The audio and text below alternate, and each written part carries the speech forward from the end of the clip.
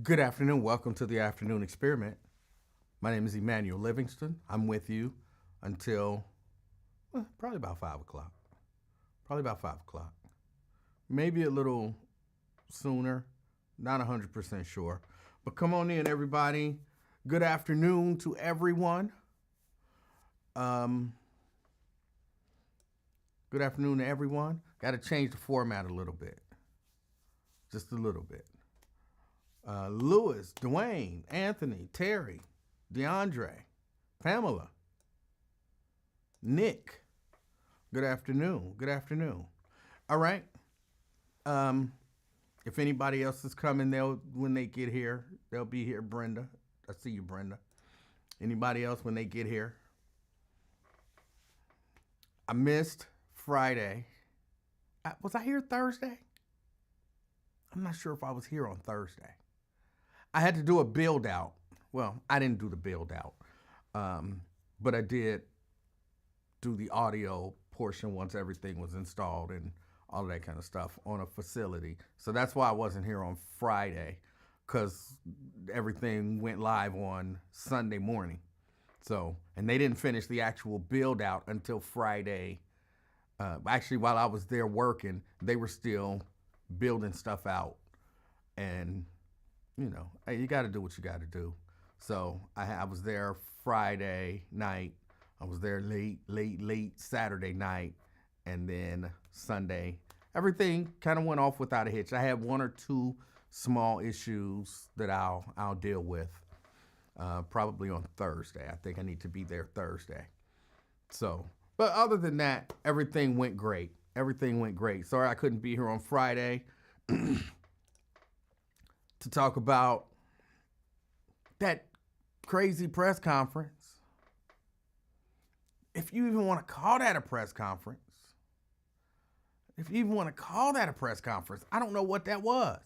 It was like, Saturday Night Live kind of said it was an ambush. They made up their mind. I believe they made up their mind. We're gonna get him in a position where he seems vulnerable, and we're gonna attack him. If you're wondering who I'm talking about, of course I'm talking about Donald Trump and Volodymyr Zelensky. I guess how you pronounce his name, along with J.D. Vance and Marco Rubio, who was in the room, in the seat, but he looked very uncomfortable. I think he might be having second thoughts. I think Rubio might be having second thoughts. Like, yeah, I want to be a part of this team. I want to do all of the stuff that, I want power. I want to have really close contact with the money. I'll be loyal to you, Donald Trump. And then Donald Trump just started hollering at, J.D. Vance really kind of kicked it off. But Donald Trump and J.D. Vance are just hollering at Zelensky. And Marco Rubio is sitting there like, what have I gotten myself into? Like, I knew they was crazy, but why am I here? Like, why? I didn't sign up for this. I don't know what's going on. I don't want this. I think he's having second thoughts, but bro, you in it. You in it. I've never been a part of the mob, but I feel like, hey, it's one of them things where you in. They asked you, are you willing to do whatever it take? And you said, I'm willing to do whatever it take. What if we asked you to do some crazy stuff? I'm willing to do some crazy stuff. Well, now you got to do the crazy stuff. You got to sit here. I think he was probably supposed to jump him too. He was probably supposed to jump in there too. But instead, he like, what's happening? Your reputation is tied to theirs now. All of those people who decided that you wanted to jump on and be a part of this, your reputation is tied to this.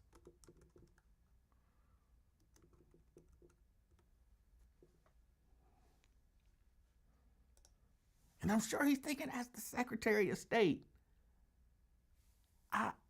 I kind of had to, I'm supposed to be, like, I'm supposed to be the guy that's facilitating all of this stuff and, talking to people and maybe making, I'm not the final deal maker, but you know what I'm saying? I go talk to people and be like, hey, what if we want to do this? Are y'all open to that? And what if we want to do that? Are y'all open to this? And so on and so forth.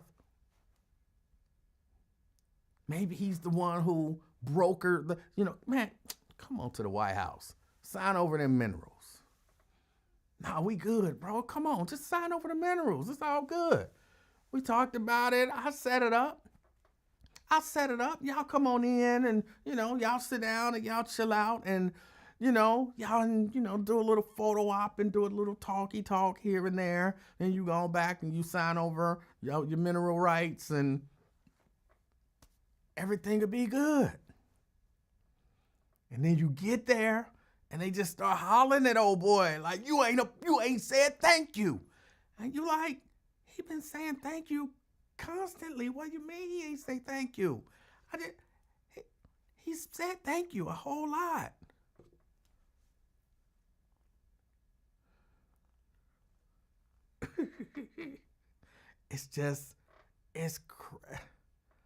Y'all already know. Y'all know we living in crazy times. And he been in office how long? How long has he been in office? This stuff it's not gonna go away. It's not gonna go away. It's gonna be happening. We're gonna have to, we're gonna have to live with it. And I know that there are people out there who are like,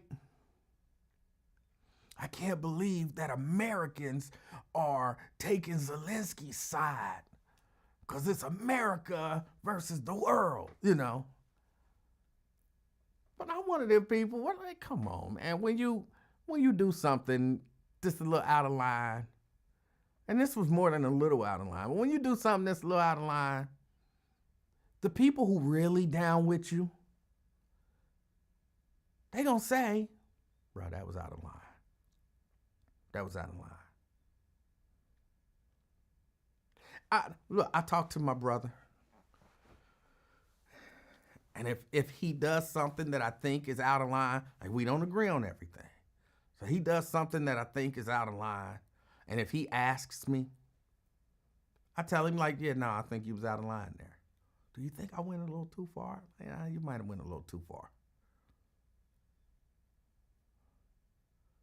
That's my responsibility as somebody who actually, kind of care.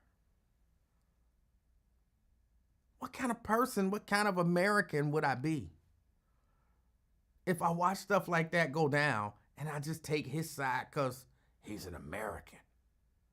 He's the president. That dude crazy. And he don't care nothing about you. He don't care about you. And I guess that's the part that's killing me.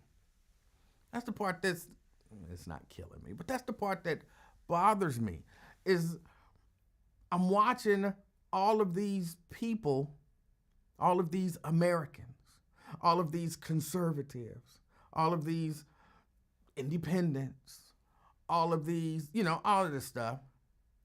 Number one, y'all silent as heck now about the stuff that y'all was screaming about heading into the election. Silent in a mug. Food prices. I heard food prices talked about so much leading up to the election, and there were exaggerations made. People always gonna, exaggerate a little bit. There were exaggerations made. There were, just things said.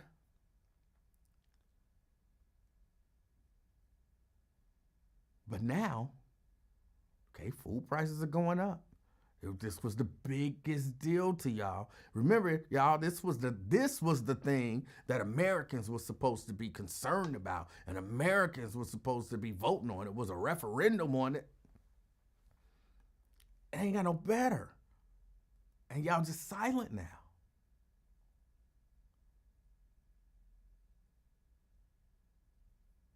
Things aren't getting better, and y'all silent.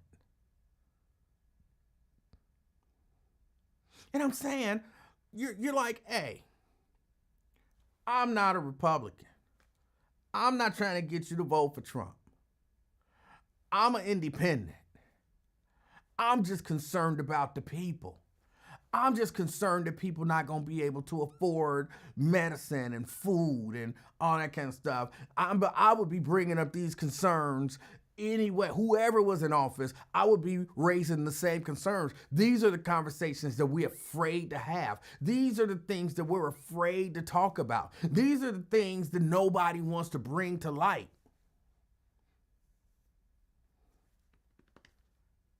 Now, the dude that you say wasn't your dude is still having to deal with the same issues that you said was your issues. And you're not a Republican, you're independent. Where is your independent voice now? Where is your cry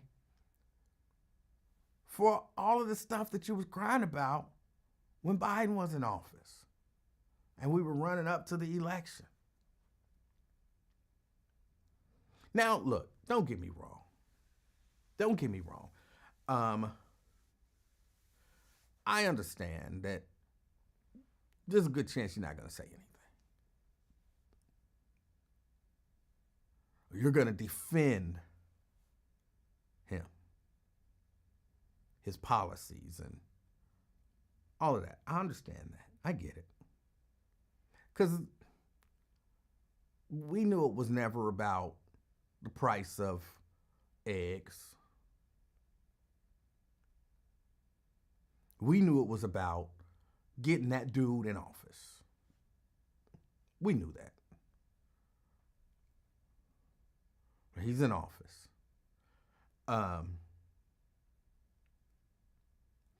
And hey, check this out. One of the there was a lot of stuff on the table during the election. And people don't, I was listening to, I forget what I was watching. So I'm not an economist. I'm not an expert on the economy or anything like that. But I was listening to an economist say that all of these firings,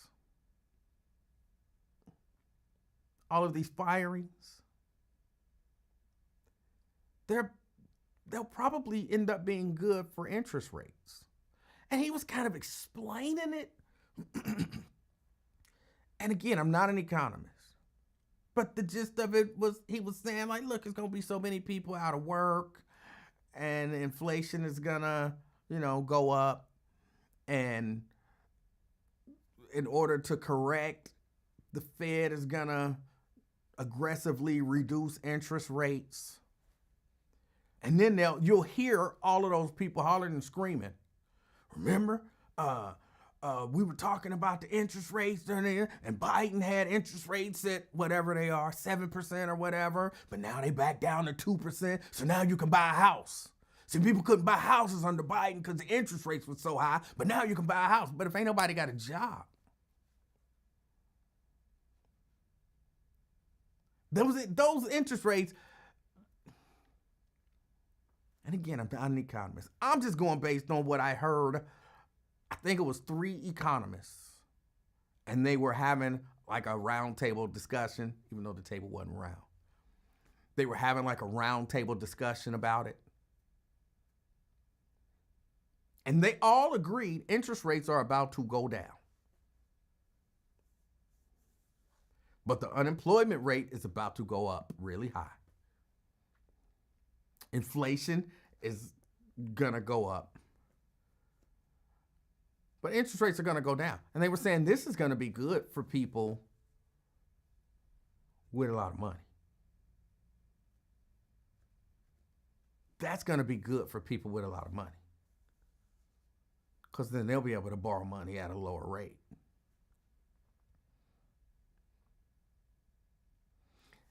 And a lot of that stuff be the trick. Like, they know what they're doing. They know what to talk about and how to talk about it.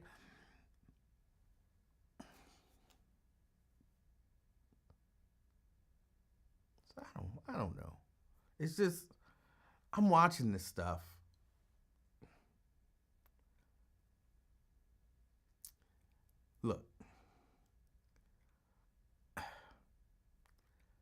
there's a part of me, you see these leopards eating your face videos and F around and find out videos. Just for the record, I'm a little bothered by the fact that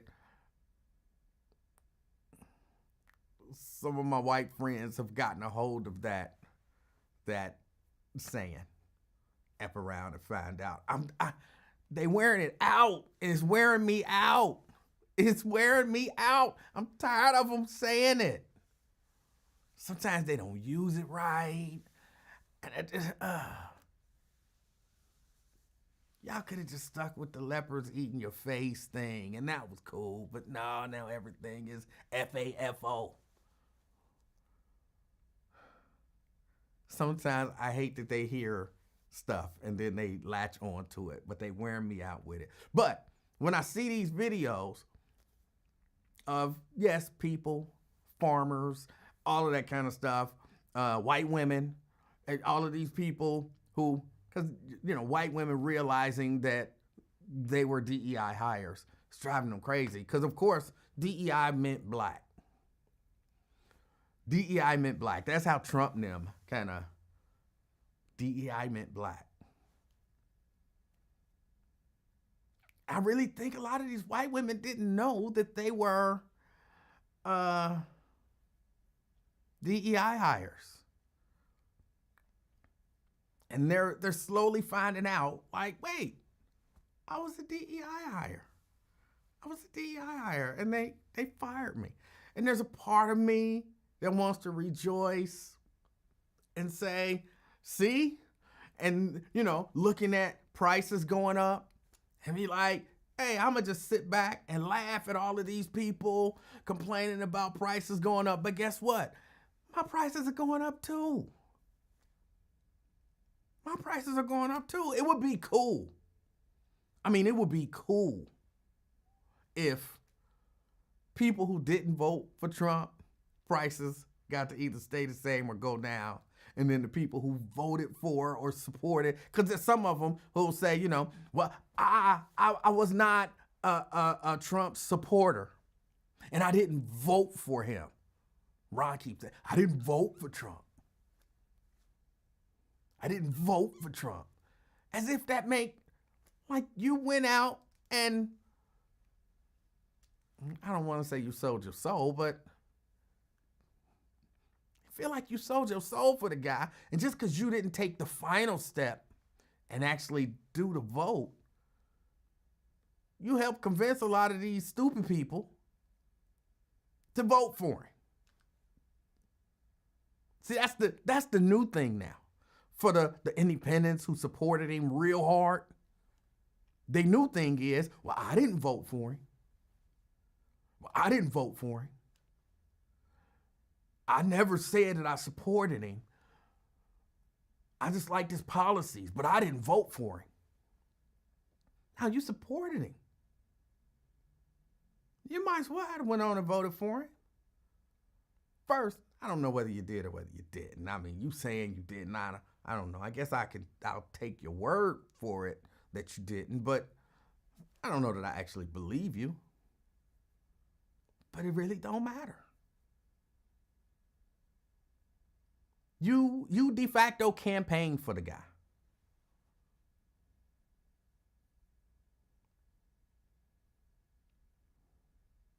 So you are almost as responsible as the people who voted for him. But I wish that there could be like, did you vote for Trump? Like, no, I didn't vote for Trump. Well, here, you get the secret non-Trump price. Did you vote for Trump? If you come in with a MAGA hat on, you got to deal with Trump policies. If we find out that you were supporting that dude, you got to deal with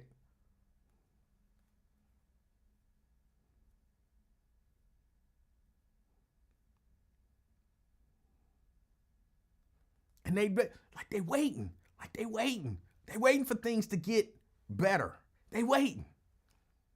Like, boy, let the gas prices go down 2 cents. They not gonna say, see, Trump got the gas prices down. What they gonna be like? Gas prices is down. Ooh, Let eggs come down 20 cents.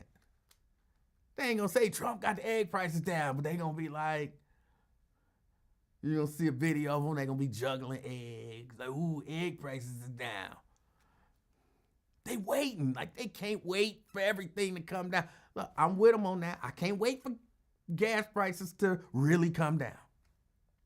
I can't wait for egg prices to really come down. I keep bringing up egg prices just because they keep bringing up egg prices. I don't really eat enough eggs for it to make a huge difference to me. But I do understand that prices across the board are up, and these tariffs kicking in, prices are going to go higher on all kind of stuff. I understand that to be the case. So I'm not really sweating eggs like, like all of that. I hear everybody talk about eggs. I'm like, man, y'all love some eggs. I didn't hear this much talk about eggs ever before. Now everybody want eggs. I get it. They made it a center point of their campaign. Remember J.D. Vance standing at the grocery store talking crazy about the price of eggs, misquoting the price of eggs with the egg price right behind him? Remember? They've gone up.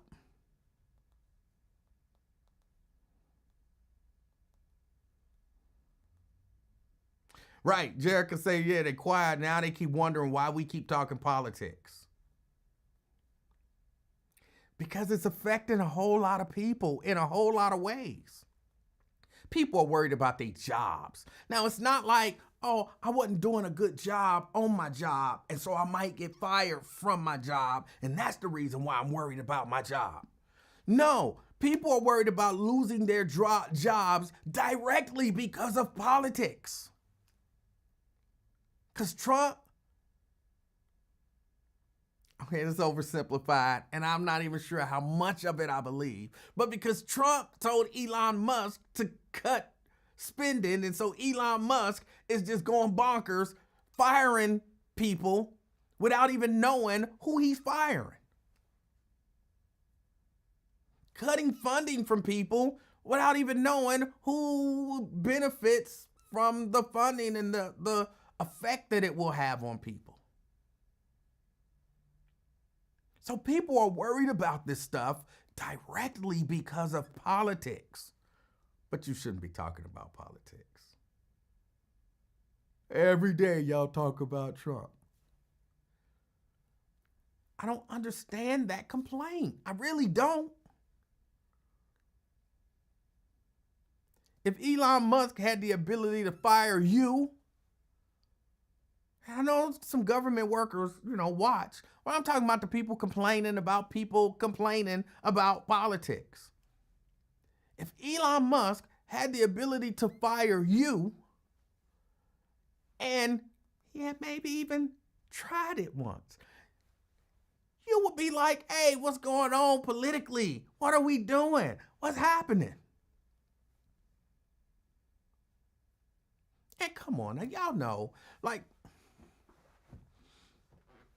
let me say, I love people who are willing to admit they were wrong about a thing, whatever the thing was, and change their mind about it. You know that private companies, a lot of private companies follow the lead of the government in terms of government regulations and government deregulations and the way the government treats their workforce and the rules and policies that they have. A lot of companies do that. I would say that I'm a victim of it, even though I don't consider myself a victim. I think I made a good choice.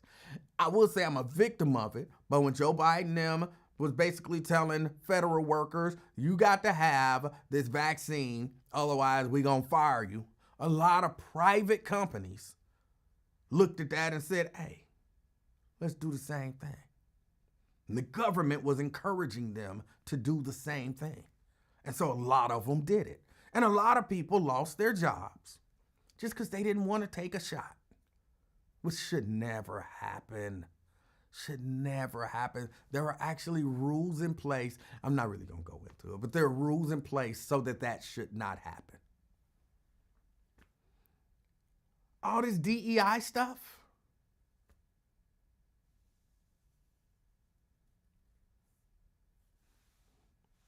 Okay, yeah, the federal government can say we are no longer going to consider diversity, equity, and inclusion when we hire.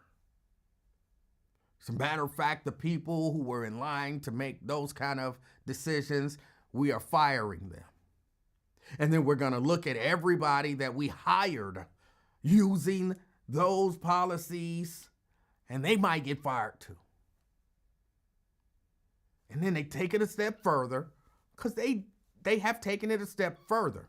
And this ain't just Trump and them took it a step further. A lot of the states have taken it a step further, and they are legitimately threatening to sue companies.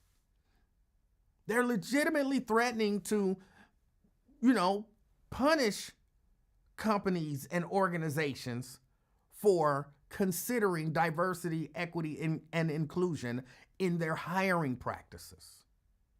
And so some of these companies have to have some legit, I'm trying to watch my language, y'all. Not that because I don't cuss, but sometimes I say stuff in a way that it can be, it can sound crude. And I don't want to sound crude. But they look at this stuff and they're like, I have to be willing to weather the political storm in order to keep my policies the way that they are. And it's not as easy as it sounds.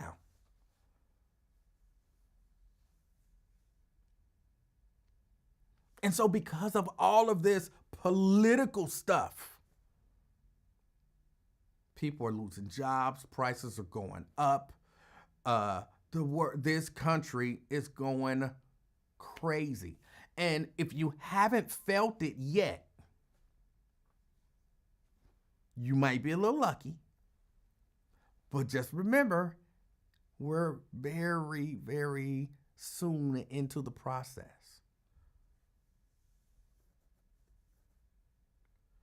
It hasn't been 2 months. January 20th? It hasn't been 2 months yet. All of this stuff has happened in less than 2 months. But why are we talking politics? Sound like you got something to hide. Or like you don't want people to really be thinking about this.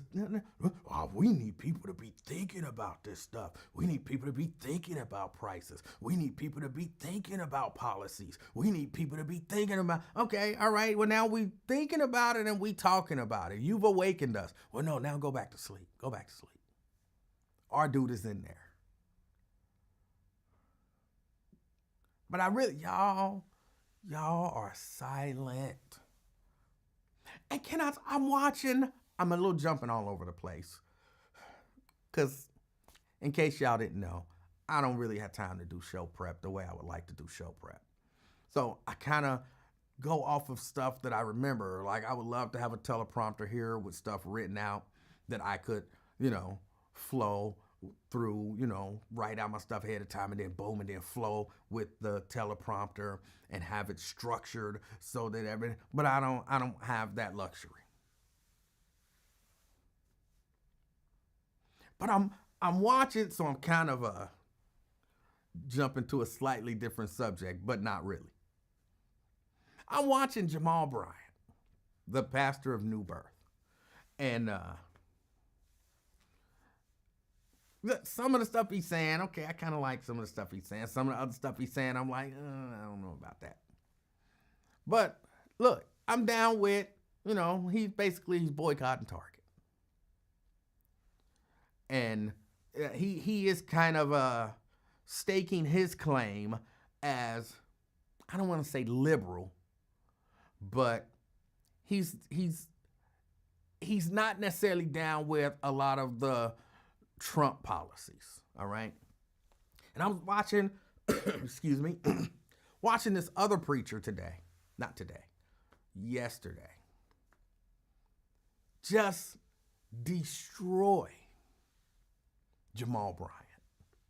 But I was listening to some of the stuff he was saying. So when I say destroy, I don't necessarily mean in terms of, an accurate representation of Christianity as it relates to political life in America.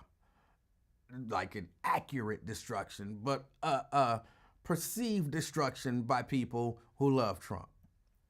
And it's a black minister. And he's basically saying Trump is on God's side.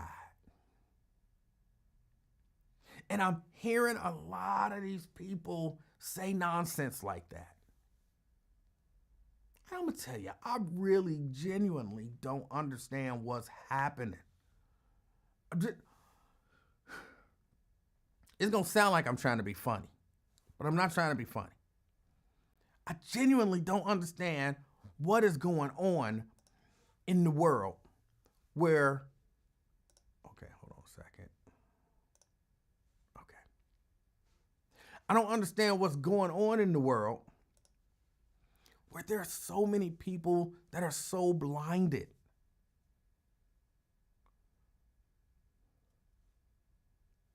And you can't, somebody would say to me, I've actually had someone say this to me. Somebody would say to me, Emanuel, instead of, going on your little show, kind of complaining about what the other side is doing and complaining about what Trump is doing, why don't you compile information and then present the information? And that's how you change people's minds, with information. And if they don't want to change their minds, then, just let them not change their minds. There's a whole lot of people who do that. There's a whole lot of people who do that. I go online, and there are channels after channels after channels after channels breaking this stuff down, kind of point by point, pointing out flaws, and that ain't changing nobody's mind. That's not changing anybody's mind because people have blinders on. And here's what I've learned.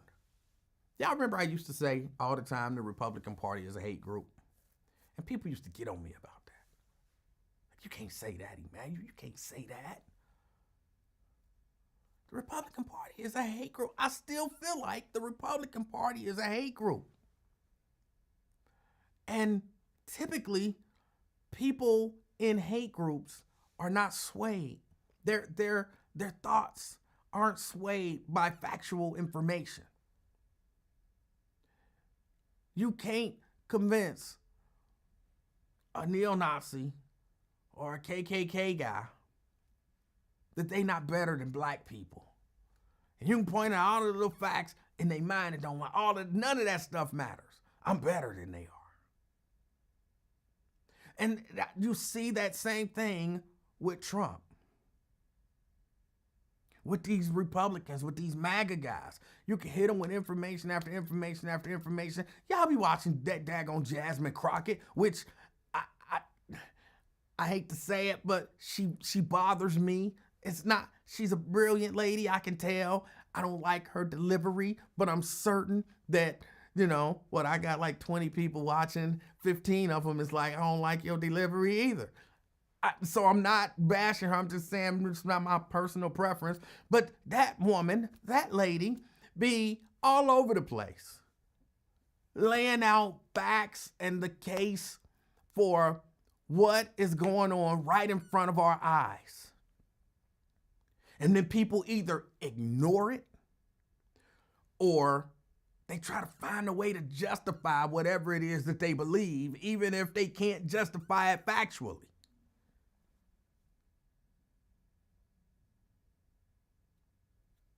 If you told me Joe Biden, when he was in office, Joe Biden is old. and he's mentally kind of slow. Sure, there were some people who, would deny that. Oh, he's not wrong. He's just as sharp as he's ever been, blah, blah, blah. The overwhelming majority of us was like, yeah, he kind of slow, but I'll take a slow Biden over Trump any day.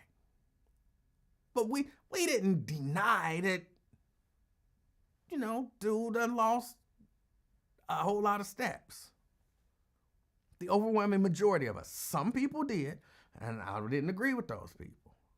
But the overwhelming majority of us was like, look,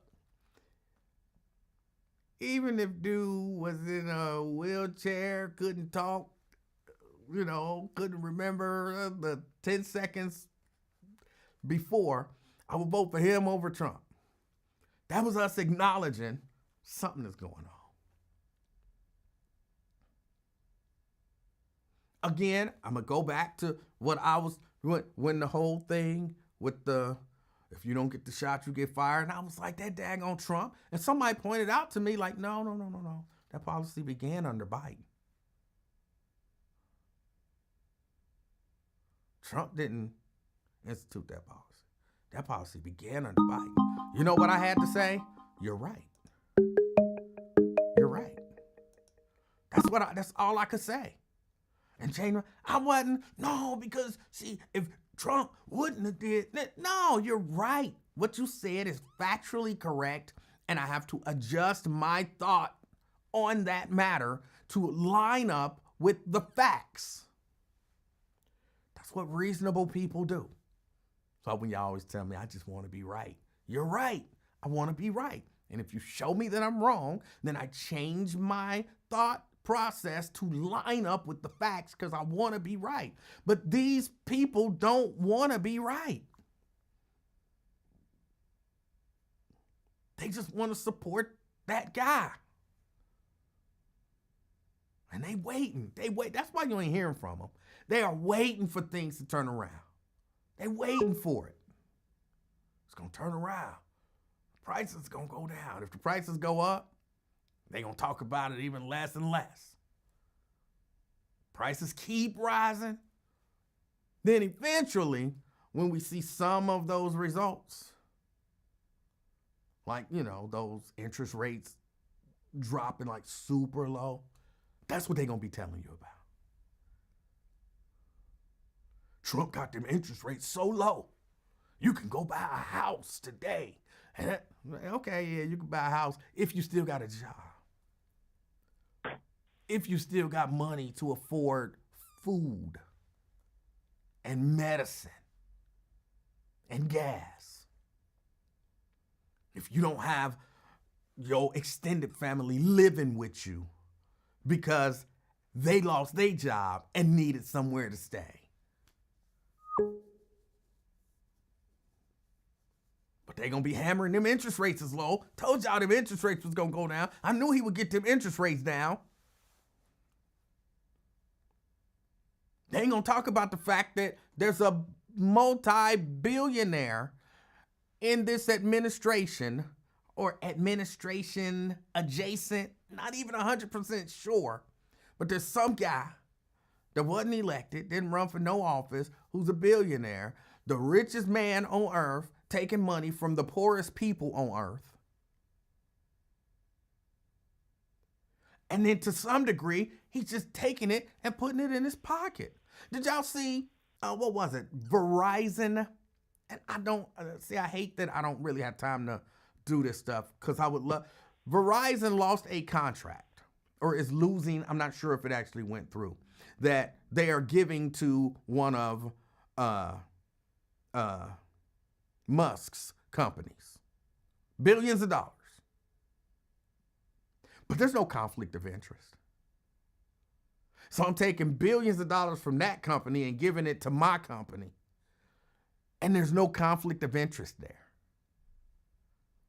They just taking money to create a situation where they are wealthier and wealthier.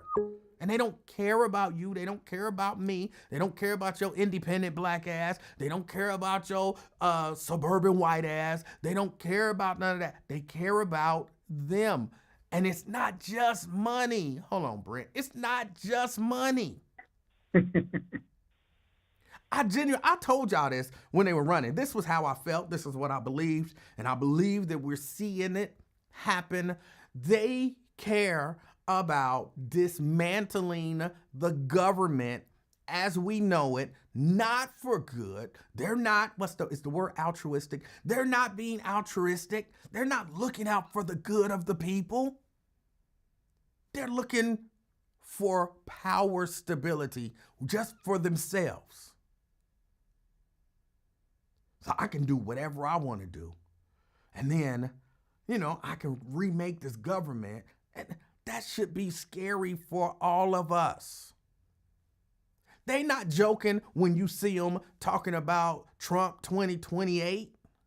That's not a joke. They mean that.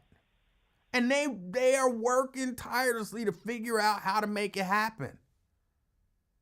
And all of those people riding his coattails, Marco Rubio, J.D. Vance, they're really just there. They know what this dude is doing is wrong and horrible.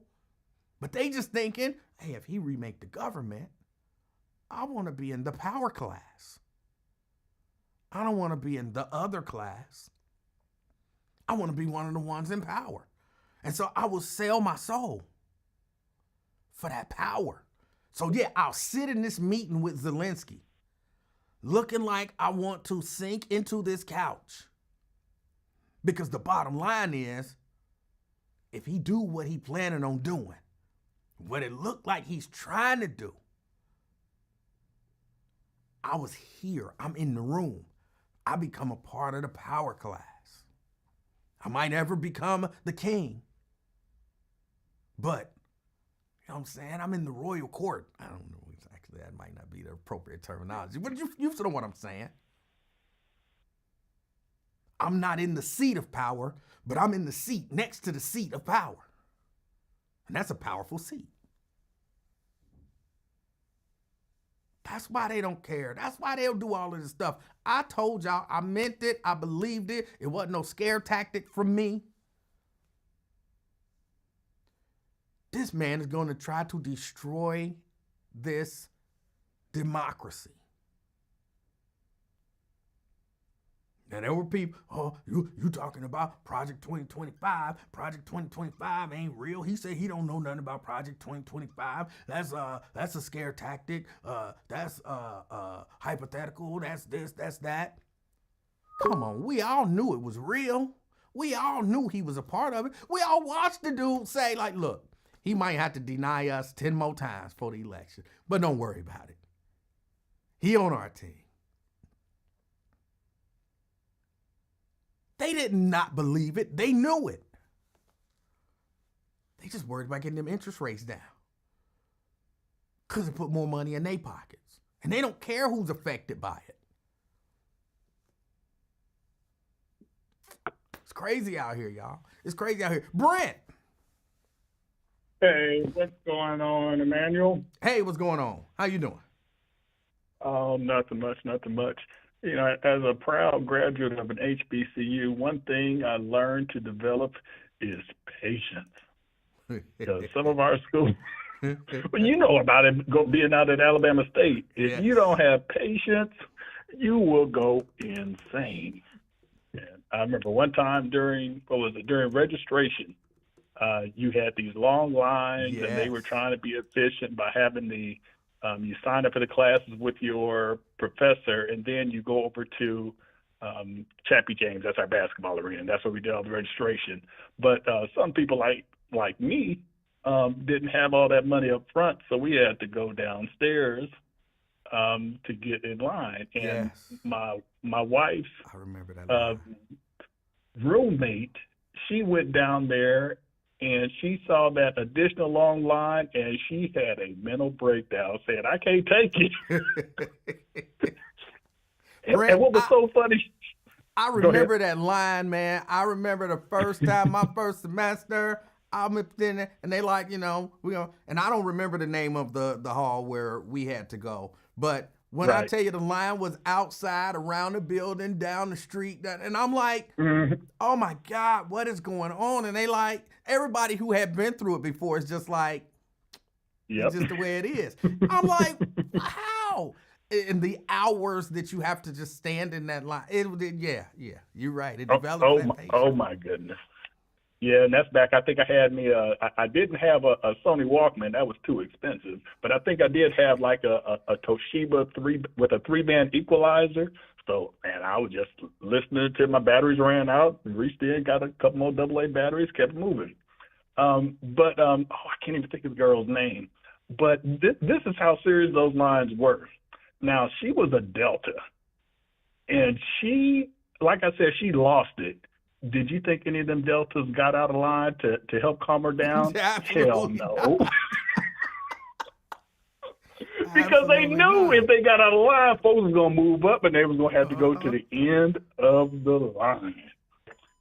So, Yep. oh my goodness. I remember one time I got through all that, had to get on the installment plan, went to the bursar's office. All they had to do was put a sticker on the back of my ID saying I was in school.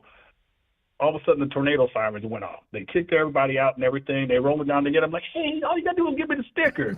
Don't you know, that lady looked at me and rolled down that gate, and I had to come back and stand in line for another hour and a half the next day. So, yeah, so I knew you had a lot to get off your chest there. So my apologies for – well, no apologies. I learned how to be patient, and I was an usher too. So, you got to have patience. To get everything squared away.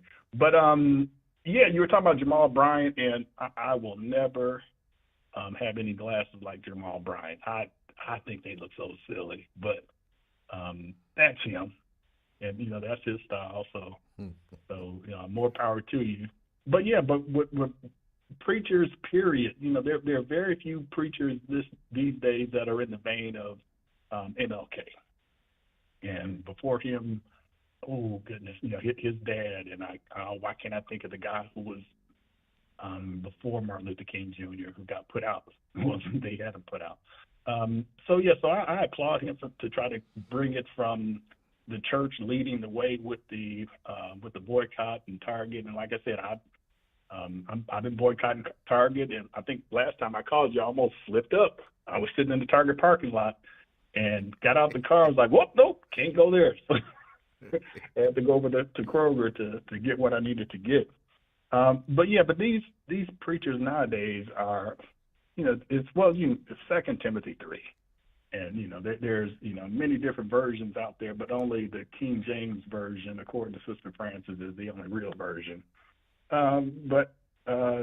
Said that for men should be lovers of themselves, covetous, boasters, proud, blasphemers, disobedient to parents, unthankful, unholy, without natural affection, truth breakers. I wonder who in the hell that is.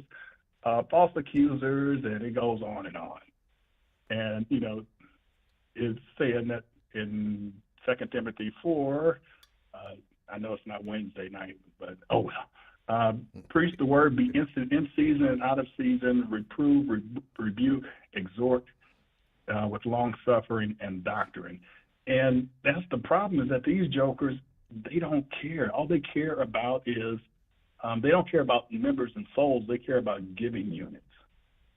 And that's what a lot of these churches, especially the ones that are like franchises, to where essentially you have one main church, and then the preacher doesn't have to do any studying, because that one central church is going to send out messages to all the other churches, and all they got to do is tweak it to interject something personal about themselves, which, man, that's not what church is about. It's turned more into a social club, a social gathering, way to make connections, and then consider yourself to be, holy and righteous. But I imagine some churches are that way, yes.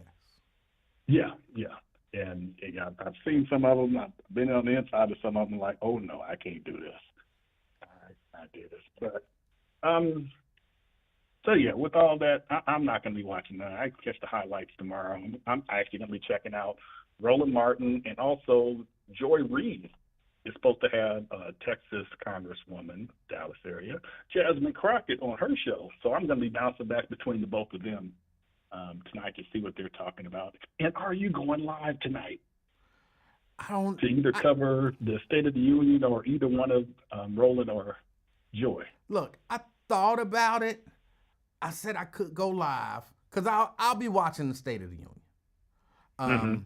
Even though, I know he's a liar and it's going to be infuriating, but right. I will still watch it. I know a lot of people don't want to watch it, so I didn't know if I wanted to necessarily subject people to that. So I'll probably just watch it at home and then kind of talk. Once you add in the comment section, that's what makes it worth watching and going back and forth. So, especially when you shrink yourself down to an even littler person in the corner, just see your reaction is hilarious. I'm not sure. I'm not going to commit to it. Keep your eyes open. It might happen, but I'm not ready to commit to it. All right, that sounds like one of them Lincoln Ware promises. So you've learned from the best. Well, saying that you might show up and then don't ever show up, but I don't know. I'm not committing to it. I'm not committing to it yet. Oh man, so yes, I don't know if you saw my post on your page. I did. You didn't? I did. Oh, okay. So look, I had 11 pages of typed notes, single space, Courier font 8, ready to go, and I left it at home. So I got to wing a lot of this stuff. But, LaDonna, it's time for the wrestling report. And this is the Elimination Chamber edition. And we're only going to hit on three main things. The only three really important things that happened. All right. First one, not so much. We had the return of Randy Orton. After the Kevin Owens and El Generico, what's his name? Sami Zayn.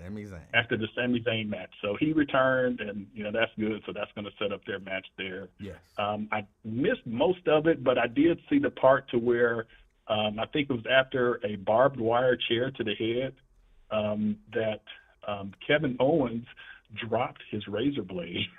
He was supposed to cut his head, and he dropped it. So I guess he didn't have time to pick it up. So so that was funny, and I'm surprised that. Well, it's a different era and everything now, so I guess they can cut themselves. It's called blading for the folks who don't know what it's called. But so that's all good in there. But let's jump to the women's Elimination Chamber match.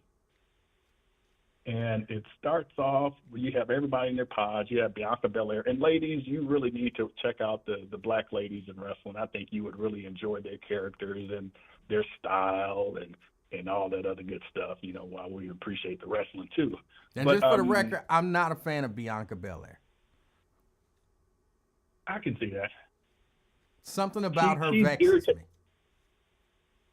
Well, you remember when I don't know if you remember, she was in NXT. She was more raw, unrefined, maybe a Scotian ghetto. So I'm glad that they have, allowed her to change her persona where she is more not dignified, but she's less ratchet, I guess is the better way to put it. I think she's one of the worst actresses. She's one of the worst. Like, everybody else can, pull off and make, but when she do it, it always seem, you ever watch a movie and you're watching the movie and you can't get lost in the movie because one of the actors is clearly acting, Yeah. That's her for me. Yeah. Well, Nicolas Cage, he plays the same character in every single movie. He's one of those, I'm like, are you going to act or are you just going to be Nicolas Cage? And that's what he is there. But Elimination Chamber, let me explain that a little bit. These matches, they have a women's match and a men's match, and these matches are determined who gets to go on and challenge one of the champions at WrestleMania. So they have a ring with a big old cage around it, and they have pods in there for, 4 wrestlers? Mm-hmm. 4?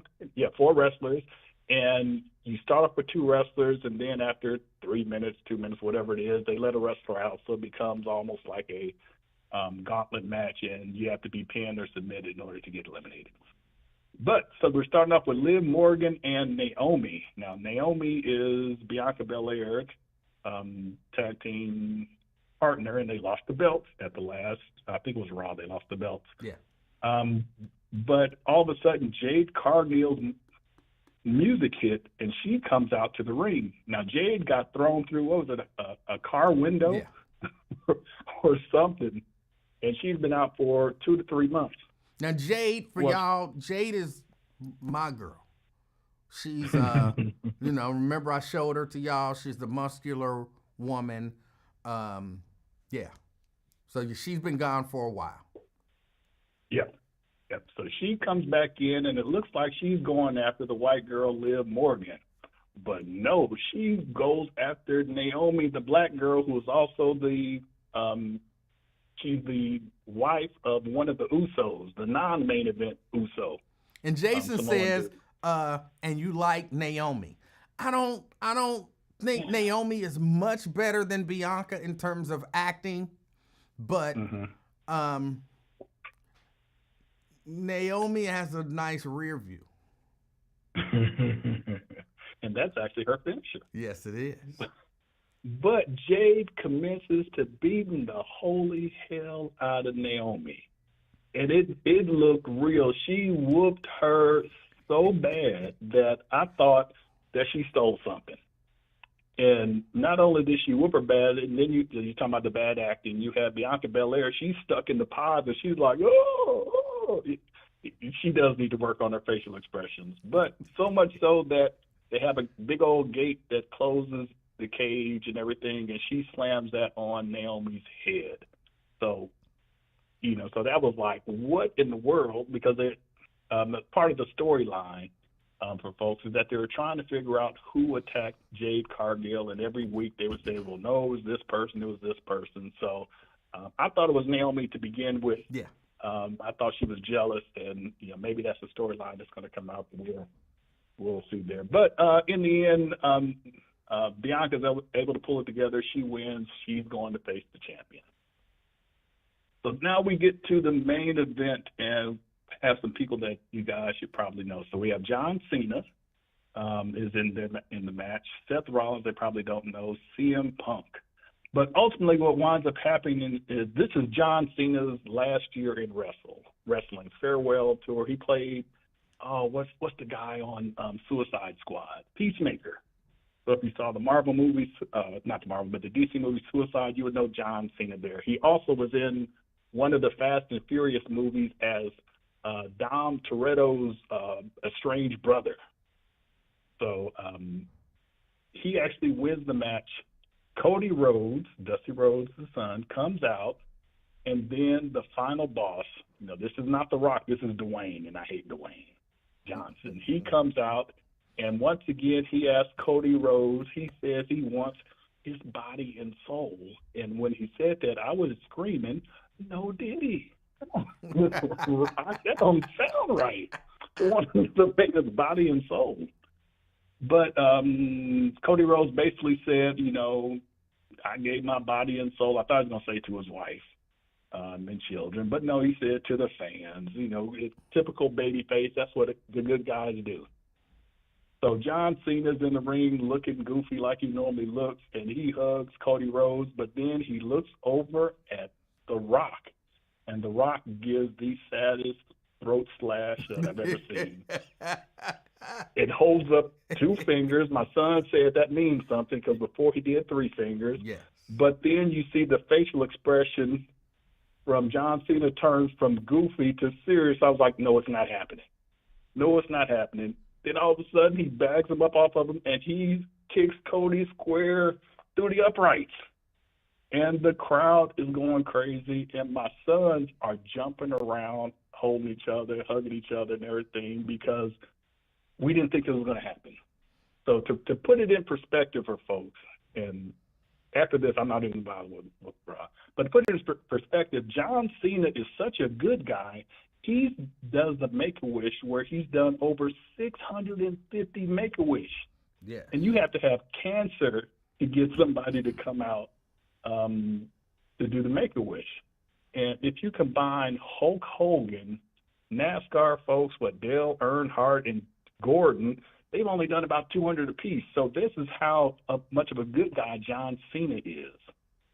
So it's like, to put it in perspective for people in the crowd, Miss Janice. Everyone knows Miss Janice is nice and wholesome and everything. Just imagine Miss Janice turning heel and turning MAGA, taking over for, what's her name, Omarosa. This is how much of a big of a deal this is for him to turn like that. So we never thought it would happen, but it did happen. And all I could say is Triple H and the writers, excellent job. They did a good job. All right. And Travis Scott. You know who that dude is?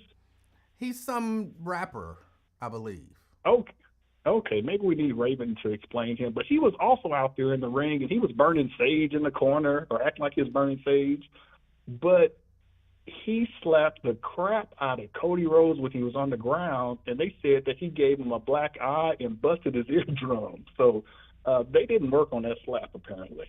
Yeah, they say he's training. He's at the Performance Center training. So, man, he doesn't need to. No. In my mind, he'll get a receipt at some point.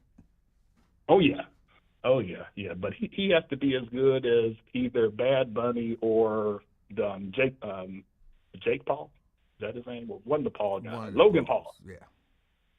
So if he's not on their level, just stay and he can turn into the new Flo Rida, doing a little rapping and lose between matches. So yeah. But that's I have more to talk about, but I think that's about it.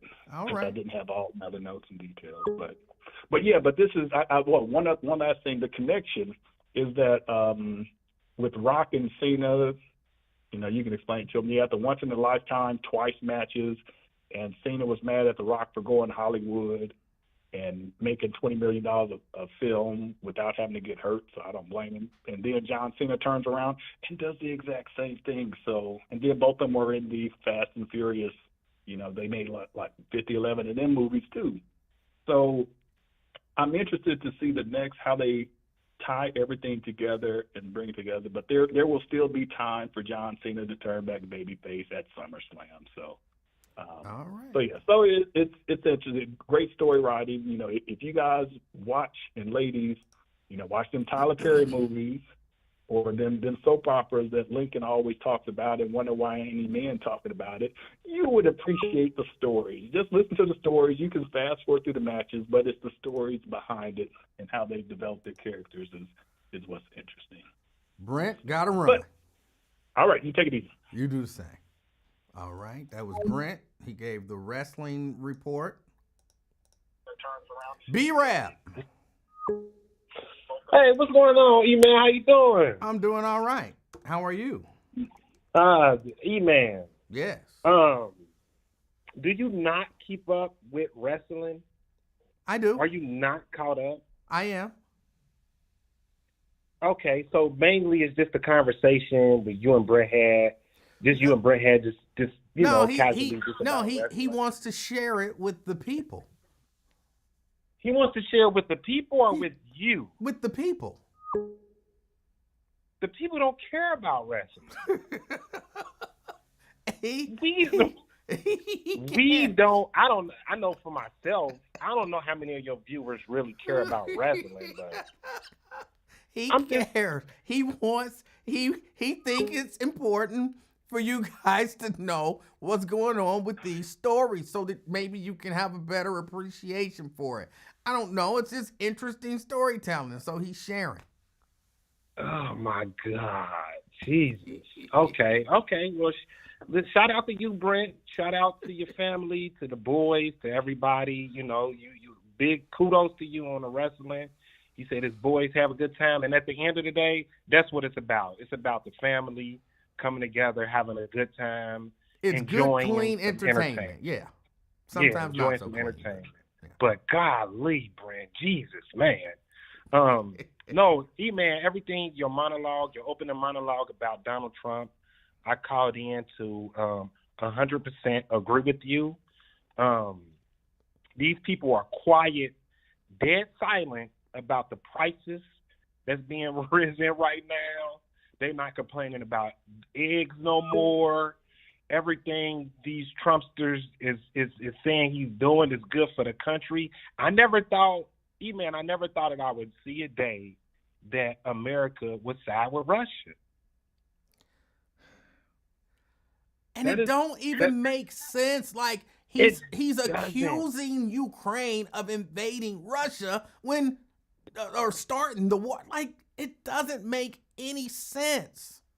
And the goofy people that voted him in don't understand that this billionaire does not have your best interest at heart. And some weeks ago, when Elon Musk was so-called exposing where our tax dollars is going, it was just all, for play, for your entertainment. Then out his own mouth, he even admitted that he's not 100% correct on what he's even saying. Right. So, and it's only March, and it seems like he's been in here for the past 2 years, and it's only March. Yes, it does. It does. He has done so much potential damage in less than 2 months, and he's got 4 whole years. Do you think he'll be able to reverse it? Can he reverse the damage? I don't know if you can reverse if he's allowed to do the things that he wants to do. I'm not sure how reversible it is. Really, the only hope is that people step up to stop the damage. But I think if he gets a whole 4 years with the resistance that he's had so far, no, I don't think it's reversible. I think in 4 years, you all right, bro? I want dang to win. I'm stuck. Okay. I want Ron Dula to call in and tell me, because he's like Trump. So I want Ron Dula to give me his opinion on how he really feels, and just keep it 100. Don't try to Ron, if you're listening, don't try to, I'm protecting my vote. I feel like he's doing good. Give an honest assessment about how he really feels about things and how he's going with this administration, because it's horrible right now, man. It's bad. But that's all I call, man. I called to agree with you, man, and your monologue was spot on, man. I appreciate that, man. B-Rab, I appreciate your call. And now it's time for the wrestling report. Now, John Cena. Oh, I'm sorry. I just had to. Hey, E-Man, man, you have a good day, man. I appreciate it. You do the same. All right. That was B-Rab. B-Rab on the line. 513-717-5464. Hold on. That's the number to get on board. 513-717-5464. I believe Ron believes the stuff that he says.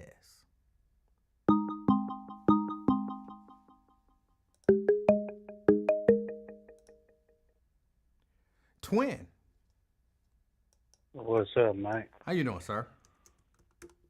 I'm all right. What was your monologue? I was just talking about stuff. What's on your mind? No, what was your monologue? Bro, I don't remember. I didn't know if you. I don't remember word for word what I said.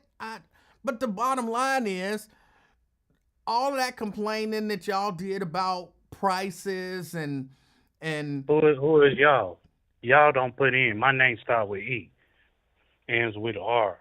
So don't say y'all. I don't fit the category of y'all. Your name start with a what? My name start with an E. Last name start with an R. Does it? The end with an R. So Hold on, wait. I'm confused now. I'm just confused about your name. Let's get the name part straight. Your name start with an E, ends with an R. Starts with an E. Your last name ends or starts with an R? Ends with an R. Ends with an So R. don't. Okay. Yeah. So don't put me in that category, y'all. You're still in that category. Y'all No, I'm not. yes, you are. Y'all is a You acting group. like your uncle, man. You acting like your uncle. Y'all is a group of people who did the Emmanuel. same or similar things, and you Y'all- are in look. that category. Y'all still crying about the election is over with. Y'all That's ain't true. neither you nor other platform, TV platform came together, strategized, hey, listen here, man, this how we go do. You got that pump faking Al Sharpton and everything go come in later on, whatever he said, to start our own platform or boycott, whatever he talking about, our black union. Man, go on with that, man. Well, we know Go on that with you're that. not going to participate in anything. You damn right that's I'm not. pro-black. You damn So, right I'm not. Because for what? Yeah, because you don't I like went black to- people. We get it. Hey, listen here, player. I went to listening, player. Walmart just to see, which I really needed to go, man, because they don't sell them down nowhere else but Walmart or Jungle Gym to go get my pizza and sausage and everything, because they don't sell them nowhere else. Are you telling me they don't sell sausage anywhere else but Walmart and Jungle Gym? It's a brand that they buy from. Oh. And everything like Vienna sausage or Scott Pete, they don't sell them nowhere. Kroger's or nowhere. They sell them either Jungle Gyms or Walmart. So I get them there.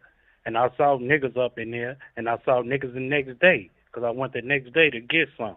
Okay. So, man, all that, one day, everything, if you go make something happen, man, real talk, man, real talk between me and you, whoever else, All right. everything, criticizing me, man. You got to make a stand, man. One day is not going to get it. But twin, it doesn't matter if it's one day. You wouldn't do it for one day, 1 week, 1 month, 1 year. You just would not participate. And it's not just you. There are a lot of yous who That's your opinion. Just because it's not my y'all opinion. see me, You said no, it. We talked about this, I think, on Thursday, and you were really clear about the fact that you would not participate Emanuel. in any type of boycott or protest. You said, Emanuel. I'm not guessing, I'm going on what you said. Okay, you can go about what I said, but man, I change like the weather. I say one thing, but I'm a change. That's hey, not a let's good do it. quality. What you mean? I was tired as hell Sunday, and my brother, after I left church, my brother like, hey, what you gonna do? I'm like, man, I ain't about to do nothing. We just came out of church. He's like, let's shoot up to Chicago. I said, okay, man.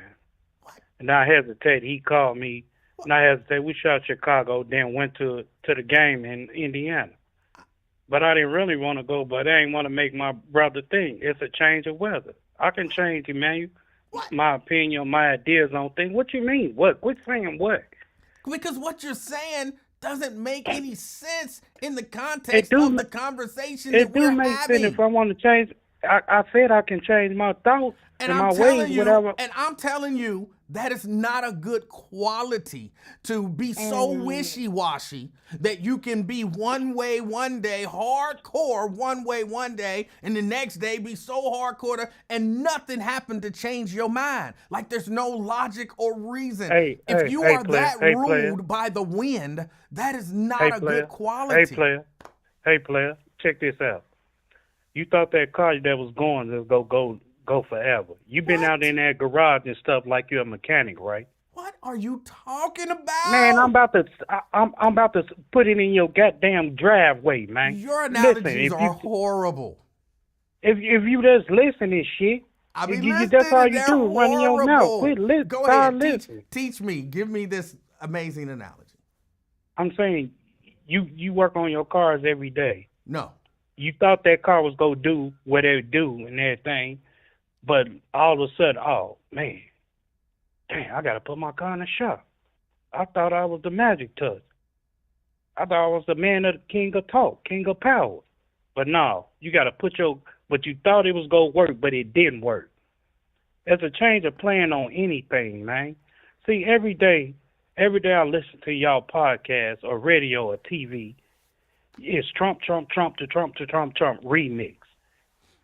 And then you criticize people, be judgmental about people when they say something. Oh, nigga, you don't know what you're talking about. You coon ass, nigga, you this and that and this and that and that.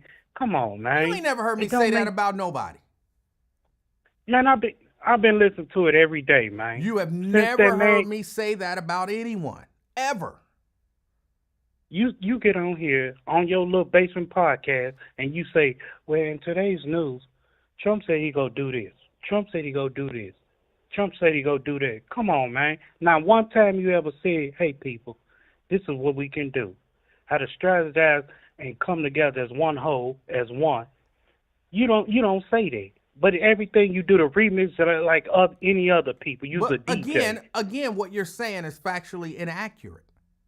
Man, get the hell out of here with that, man. That's what I'm talking about. When somebody bring y'all the truth and knowledge about stuff, y'all, they're not true enough. Come on, man, face reality. No, what you're saying is not you keep pumping the brakes accurate. And stuff. What you're saying is not true. You're lying. That's what I'm trying to tell you. You're not telling the truth. I know you got to pump your cheerleaders up because it's your podcast. I'm not trying to pump anybody up, but a lie is a lie, twin. You're lying. Ain't none of... I hear from you, Lincoln Ware, and any other podcast. Right. So y'all don't tell the truth, Wait, man. Let's test it and see if you lying. What did we talk about on Thursday? I can't recall on Thursday. Did we talk Did we talk about how we can come together and withhold our dollars? Did we talk, you and I, did we talk about that on Thursday? Was that the day they was going to boycott? The one-day boycott. Did we talk about something that we could do to try to make a difference?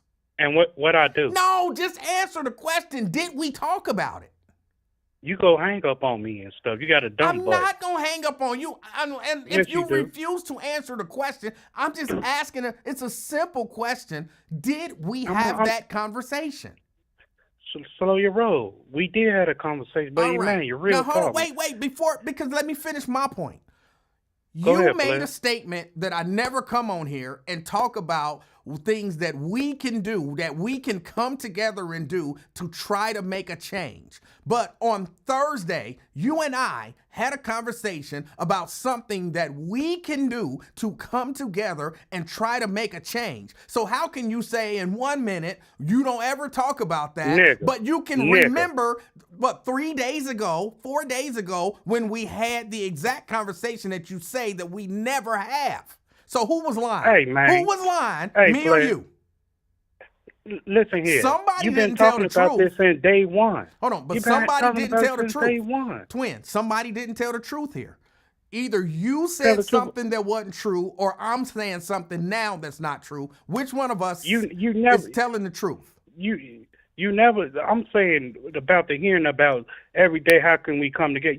That's only because you fell off the knees of what the people see. We need to come together. Maybe you're not 100% sure of what never means.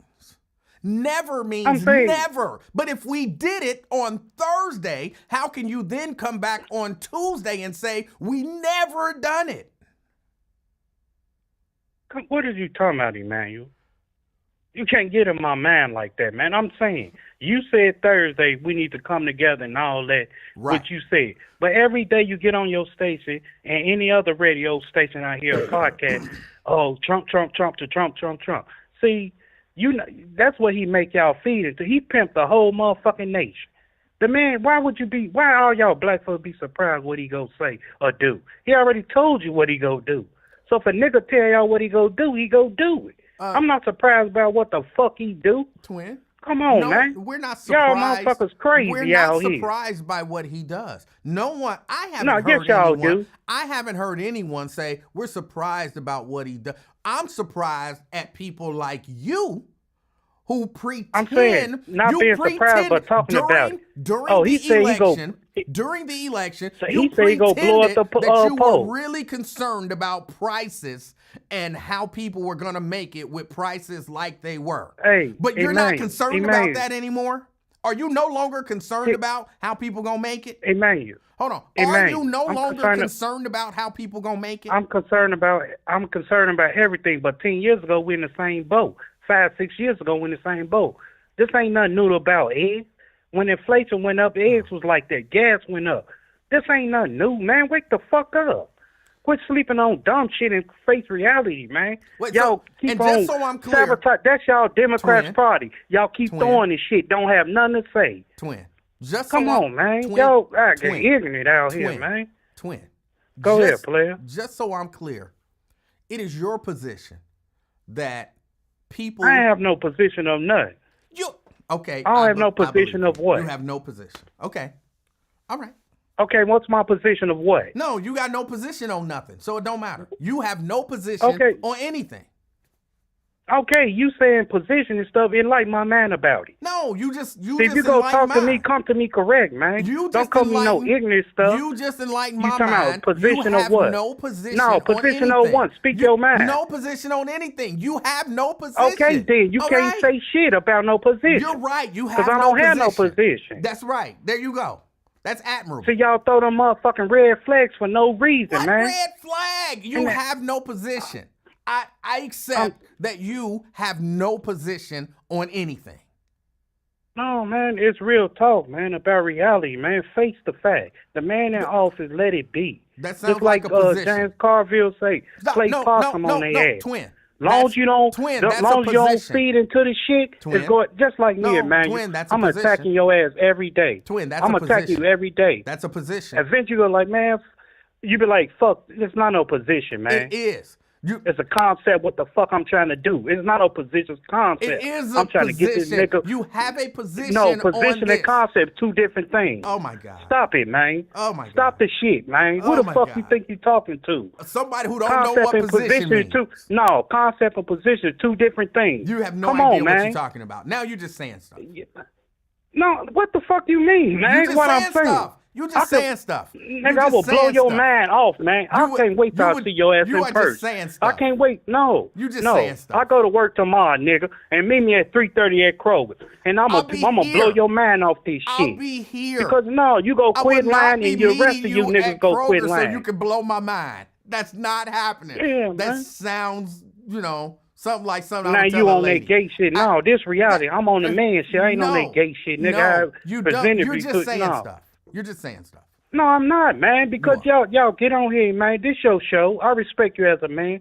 But when you flabbergasting and throwing that fucking laundromat ass shit out, can't nobody dry out, man, it's bullshit. What? And you know it's bullshit. I don't even know what that means. Man, y'all preach this everything every day. Trump, Trump, Trump, to Trump, to Trump, Trump. Man, nobody talking about that shit. All right. And like my man, how can the black people can do, and you man? You don't have a position on it. So, all right. Anything else? Is there anything else that you want to talk about? Anything no. that you don't have a position on? I ain't gonna let your little short 5 feet ass run Is for there this. anything else that you don't have a position on? There's no conversation to be had here because you just said that you have no position on anything. So there's nothing to discuss. So I got a direction on something, man. Here's what I'm gonna do. I don't have no position, man. It's a direction. Twin. All right. So it's a direction, man. Don't say position. So for the next 2.5 minutes, you can share your direction. Now, I'm on the timer now, nigga. Yes. I'm on the timer. Yes. Emanuel, real talk, man. And like the people and say what we can do and come together as one, man. And like the people, don't Trump this shit every day. You've been saying this for day one. I've been listening to you, player. But enlighten the people, man. Just enlighten us, man. The little audience you have on here, 50,000 views, whatever you got going on. Enlighten the people, man. Because, man, real talk, man. On my daughter's grave. Only thing I've been listening to is Trump, Trump, Trump, Trump, Trump, Trump. Not nan nigga on this platform and everything, how we can enlighten the people. I heard from Raven and Dr. Umar, which was a good speech.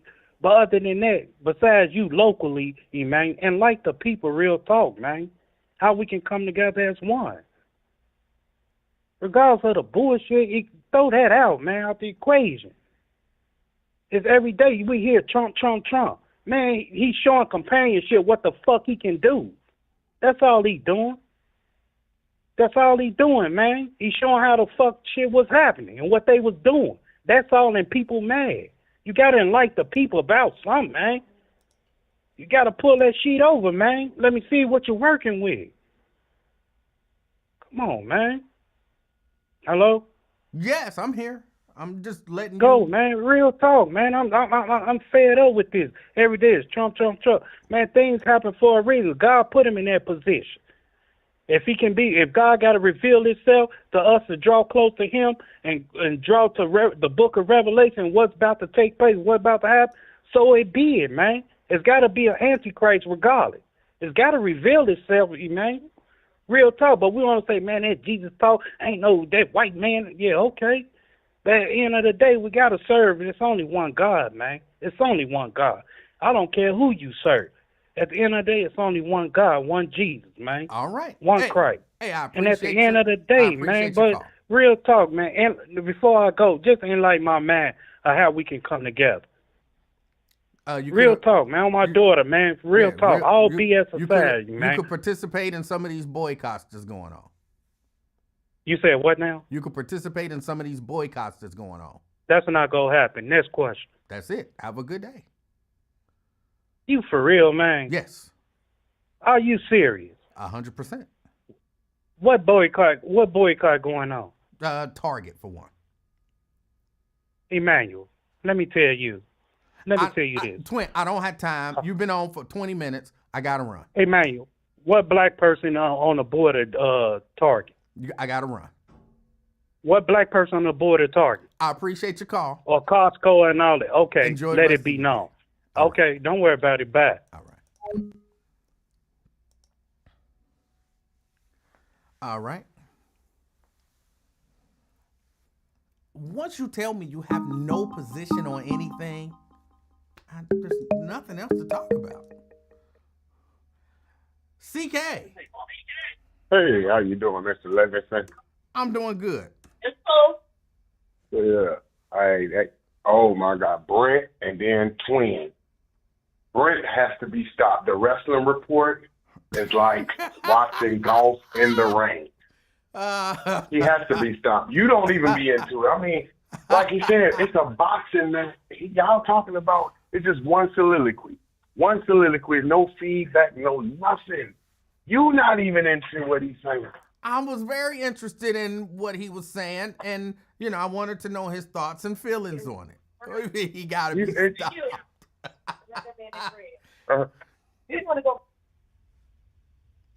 CK? You back? Yeah. Are you okay? You getting in trouble over there or something? No, they was on. Oh, hold on. Yeah, no, they was on. My bad.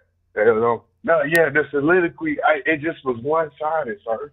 I heard one-sidedness in the wrestling report.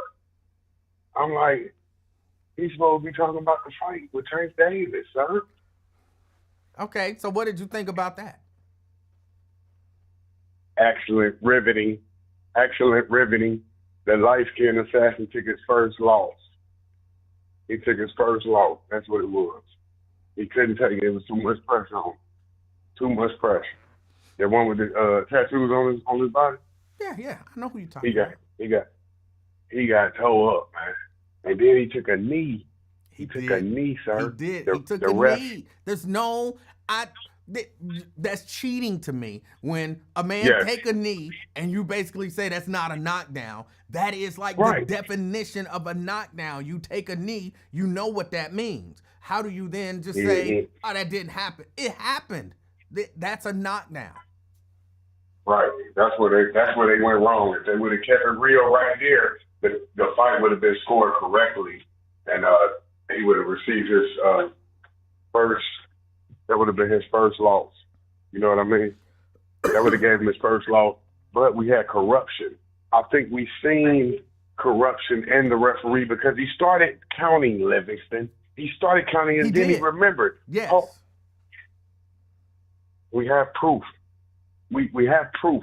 He started counting, then he remembered, oh, this is the guy that's paying me. Let me take it back in front of the whole world. This is corruption, open corruption, Livingston. I mean, did you see corruption? Did you feel corruption? How did you feel when you watched that? It didn't seem fair. I do agree that the fight was really close. Now I'm not a fighter. I've never boxed. one time in my life. I've watched a whole lot of fights. I watch boxing. I enjoy boxing. My perception was he did not give Tank Davis the fight that Tank Davis thought he was gonna get. Like You all right? he.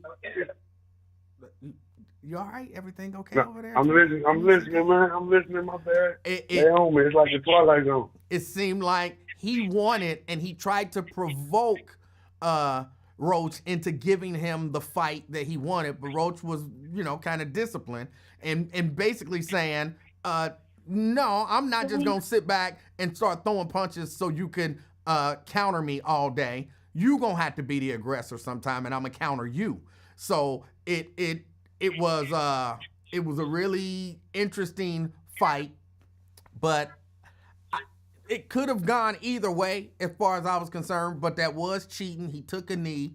That was definitely a knockdown, and if you look at the scores and you take away a point in that, what was that, the 9th round? You take away that point in the 9th round, Tank Davis lost. Emphatically. He lost emphatically. Like you said, he lost he lost a close competitive fight. But with help from the referee, he was awarded a draw. Now, draws is a gift from God. I would agree. Draws is a gift from God. You remember Tommy from Mountain? I got the draws now. So when he got the draws, it was over. You feel me? Yeah. He got. CK, are you okay? Yeah. I'm listening to you. I didn't say anything. You was talking and then you just stopped. When he got the draw, sir, I'm trying to get my soliloquy together because it's wrestling versus boxing. When he got the draw, it went straight to Tank Davis' favor. Now all his guys have an excuse. Devin Haney is the most hated champion since the Honorable Jack Johnson from 1911, right? So, and Tank is the most, oh my God. It's like Donald Trump. He's like Donald Trump. They will, what's the blazer? Yeah, he's glazed. These men love, they make excuses. He can go there, he had hair. The boy actually said he had grease in his hair, got grease got in his eye from his hair. I just got my hair did. Hey, y'all, I just got my hair did. That's what he said. That was his excuse, wasn't it? He said he got his hair did. He said he had something in his eye. And I'm not even doubting he had something in his eye, but the fact that you started the round with something in your eye and you didn't take that knee into that jab, I don't care if you had something in your eye or not, you got to fight through that. But if you take that knee, that's a knockdown. Yeah, we take knees every day. Like, ain't nothing wrong with taking a knee. Colin Kaepernick took a knee. You know what I mean? But when you take a knee, you must be responsible for your knee. You don't act like the knee never took place. Mayweather has one official knockdown, sir, and it was scored just like that. He threw a jab, and he backed up and took a knee. Not because he was hurt from a punch, but because he was hurt from throwing a punch, sir. So it's going to be scored a knockdown. We must always go by the integrity of the sport. You feel me? You must got this guy has the complexion for the protection and the tattoos for the foods. Okay. I don't think Ali would have got away with that. Somebody I had recently taking a knee. Ali didn't even take knees. He had plenty of opportunity to take a knee. Them body shots, he didn't even take a knee. This is greatness, sir. He fought good in a loss, but it was still a loss, sir. You must give Trent credit for losing the fight. But like you said, the draw is a gift from God. Sometimes God don't let you get justice in the decision. Okay. And I wonder about that. How do you feel about that? I thought I said it. I think he lost. I think it was a close fight. I'm not going to say it wasn't nothing in his eye, But okay, it was something in your eye. You fight through that. That's a part of the sport. You fight through pain and uncomfortability and all of that kind of stuff. And there are rules to the sport. You take a knee, that's a knockdown, like you said. The ref started counting. I was, in all honesty, I was a little confused because the ref started counting, and then his corner is saying something about that's surrender or something like that. And Roach kind of backed up because I think Roach heard the count and just saw that man take a knee.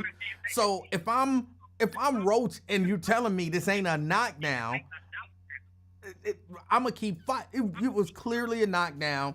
There was clearly some shenanigans, and that's to put it mildly, going on. But when me and Mrs. Livingston started watching the fight, she asked who was gonna win, and I told her in no uncertain terms, Tank Davis is gonna win. I said the only way Roach wins is if he straight knock him out. If this goes to the cards, I think Tank Davis wins. And as far as I'm concerned, the cheat, that was as close as a win as they could give. I knew that title was not changing hands. I knew that it wasn't gonna happen. So yeah, you got to knock them out. I mean, like you said, being in our position when you are the visitor, and when I say the visitor, I'm coming to your home, sir. I'm coming to your house. So whoop your ass in your house. I must leave no doubt, Livingston. It can't be just a close fight in your house. If I have a close fight, like if we fight in your basement, you got to get an edge to Livingston, right? It can't be a fair, close fight because I came to your house and tried to whoop your ass. I must put you to bed. You hear me? I must put you to bed in your, if you know what I'm saying? You be like, come to my house right now. We gonna rumble right now. Don't I gotta put you to bed because if you give me any type of fight, you're gonna get the decision because you're in home. You have the home field advantage. Your family is the judges, right? You got your wife, you got your grandbaby, you got everybody. I'm in there by myself, so for me to only get the victory, I can't rely on the judges. No. I must rely on a knockout. That's what I mean. That's what gotta happen. Either you gotta knock him out, or you gotta completely dominate him to where nobody can deny it, and that just didn't happen. It just didn't happen. But he was definitely cheated. I see Nat. He's throwing out stats. He's saying Tank landed a higher percentage of punches, including power shots. And he's saying, hold on, where was the other one that he said?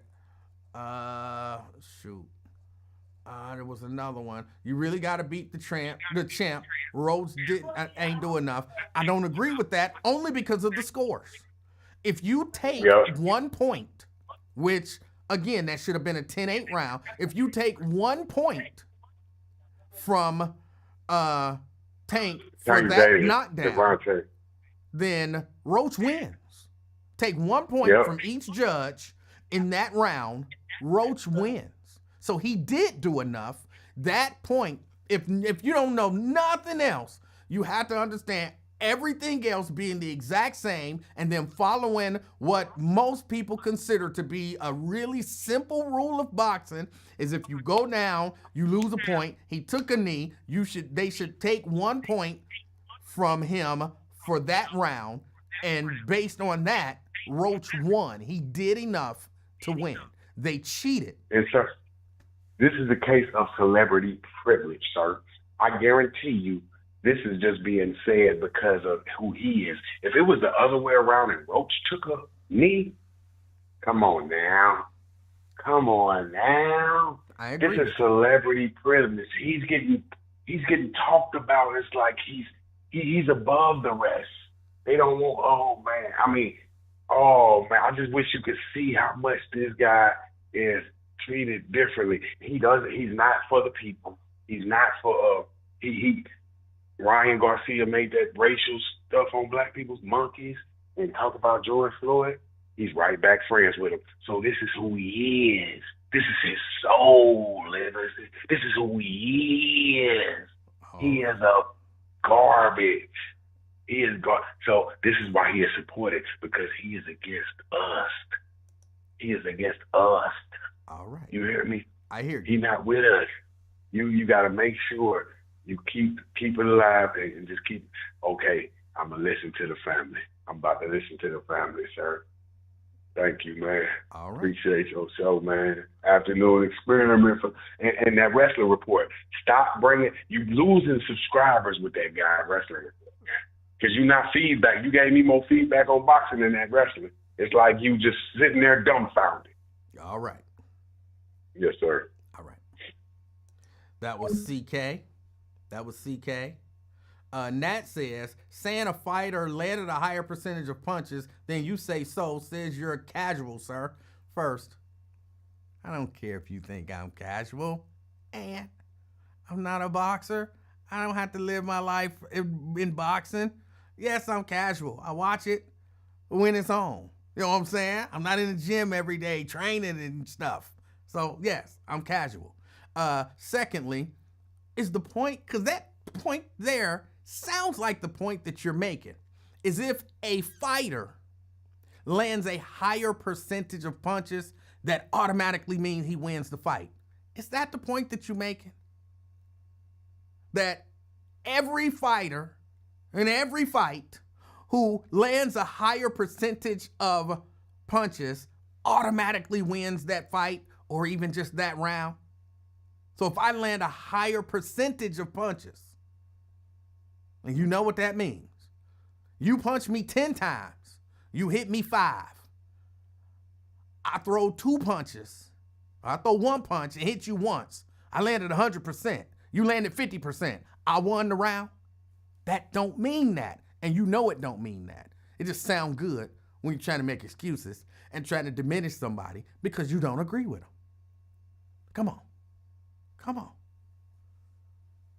You know you can't say with any degree of certainty in any given round, the fighter who lands the higher percentage of punches wins that round automatically. That's not how fights are scored. And you know that. Stop it. We just disagree. You don't have to try to insult. You're a casual. Whatever that means. Stop it. You're not. Come on.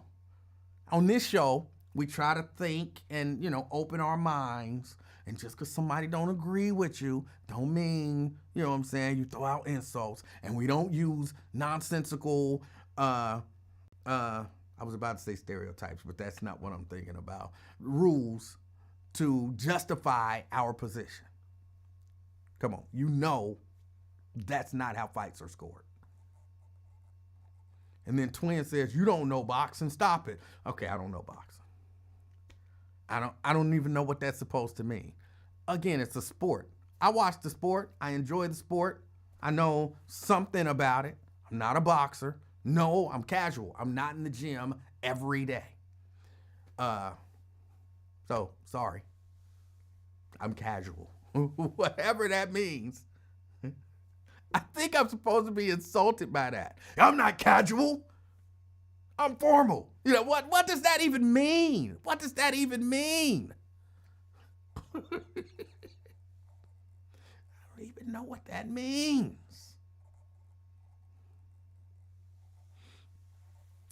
He says it's an uninformed opinion. You went to an extreme, but yes, the fighter with the higher land percentage usually wins. We ain't talking about what usually happened. We talking about the fact of the matter. Fact, not, this usually happened. That happened most of the time. You kind of stated as a fact that Tank won because he landed a higher percentage of punches. And I'm asking you, as a person who might try to be genuine in your opinion, is it a fact that the fighter who lands the highest percentage of punches automatically wins the fight? Is that a fact? Come on, you formal with it. I'm just casual. You formal. Is that a fact?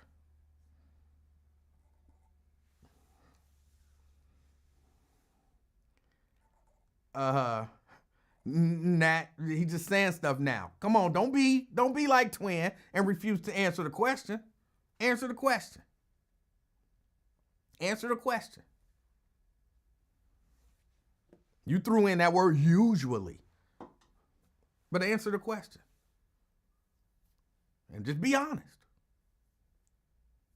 You can still think he won, even though your reasoning for it does not prove anything. You're using extremes to prove your point. I didn't use an extreme.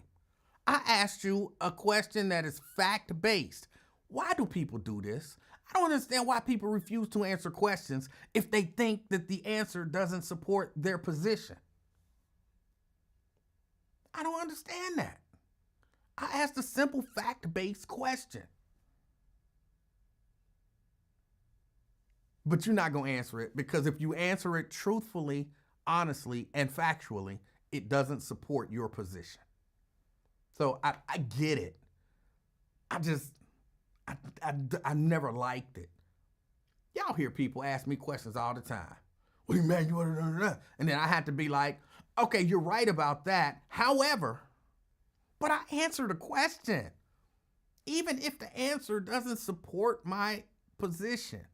When people just refuse to answer the question, it's frustrating. How do you have a conversation of any sort where a fact-based conversation where you don't want to throw facts in the mix? Nat says, I thought it was a draw. I think I watch more boxing than you, sir. You still didn't answer my question. Mine is a simple question. You heard the question. I don't even have to restate it. You heard the question. You're intentionally, see, this is what Twin be doing. You're intentionally not answering the question. You're saying all kind of stuff, but you're intentionally not answering the question that I asked. Which says something. It says something. All right, y'all, my time is almost up. My time is almost up. And he says he thinks he watches more boxing than me. Okay, maybe you do. That doesn't, they're trying to shame me. Hey, I watch more boxing than you. Okay, you watch more boxing than me. You're formal. I'm casual. I'm so ashamed. But back to what we were talking about. We were talking about people having to, hold on, Mary says, effective power punches are way better than jabs. Okay.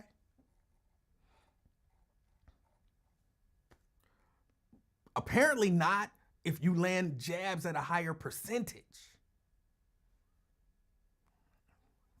It's not matter, apparently. That's what the formal people tell me. The formal people tell me that the boxer with the highest percentage of punches is always the winner. Always the winner. If you don't watch boxing, ladies, if you ever just sit and you start watching boxing and then they show the punching percentages at the person with the highest percentage automatically wins. That's the rule. That's the rule. If you don't know that, you're casual. But yeah, no, I'll be watching the thing tonight. I'll be watching. And I may or I may not. Nat says, I guess I touched the nerve. You did. Refusing to answer, that is a pet peeve of mine. How do you get into a conversation with somebody and then they ask you a question and you just refuse to answer the question? Because it doesn't support your position. To me, that's cowardly. That's cowardly. If you are secure and confident in your position, you can understand that sometimes you have to maybe give up a point here and there, but it doesn't necessarily totally diminish your position. But if you can't even just reasonably give up okay, that's a good point. However, if you can't do that, yes, that does bother me. That does bother me. Like when Twin says, you never talk about how we could come together and do things to make change. And I say, didn't we talk about that on Thursday? But hold on. Did we talk about that on Thursday? Did we talk about that very thing that you said I never talk about? Did you and I talk about that on Thursday? Just say, yes, we did. I don't know. I ain't sure. Is that what we thought? Yes, we did. That's the answer. That's the answer. But you don't want to admit the answer to a factual question? Yes, that does hit a nerve with me. That's cowardly.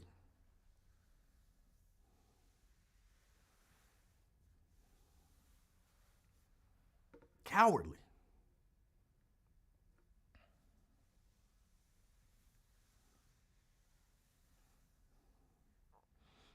Twin, you don't have any positions. I can't even take the stuff that you type seriously if you're telling me you don't have positions. And you proud of it. Like, you proud of it. Like, I could change at the drop of a dime. I believe this, but that could change at the drop of a dime. Like, bro, that is not a good quality.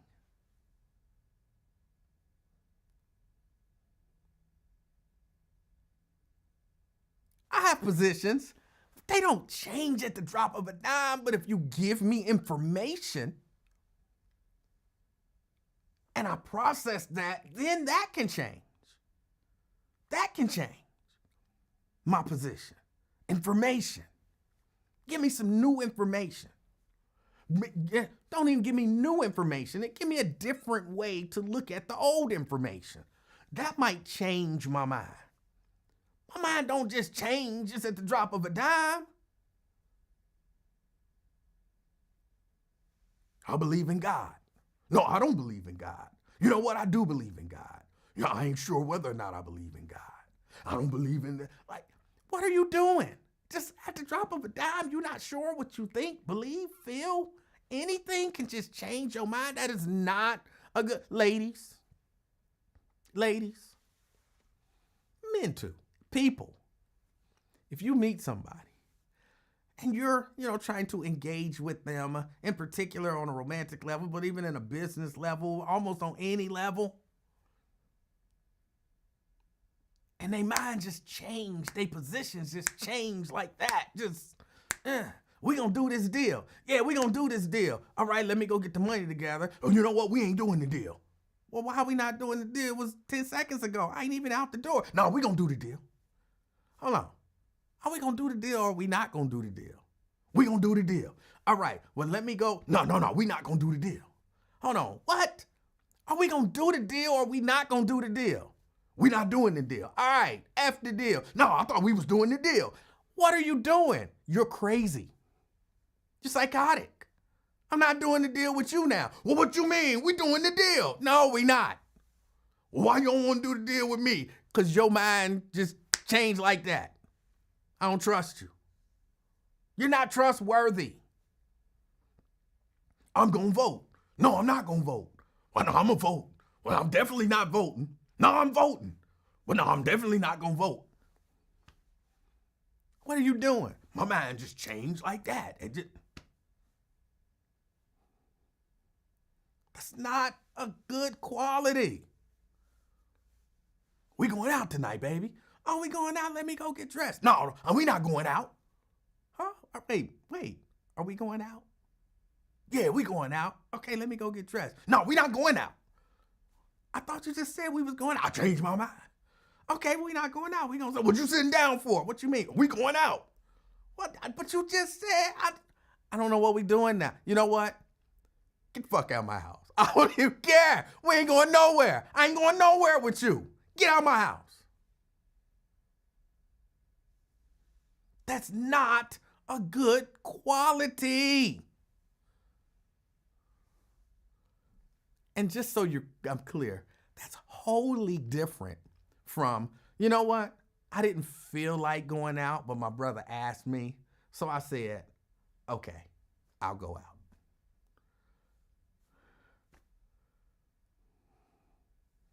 That is wholly different than I thought my car was working fine, and then the lights came on and I had to put it in the shop. That's totally different. It's not even the same arena. It's not the same sport.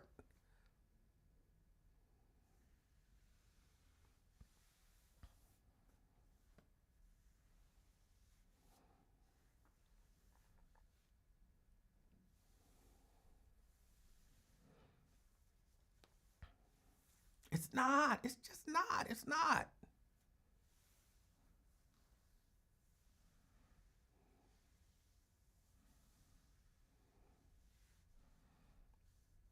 I'm just trying to help you, bro. I'm just trying to help you.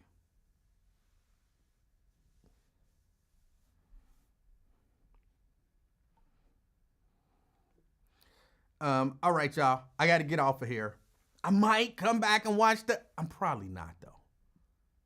In all honesty, I'm probably not going to sit down here and watch the State of the Union. I'll be on my recliner, kick back with my bottle of alcohol and my cigarette.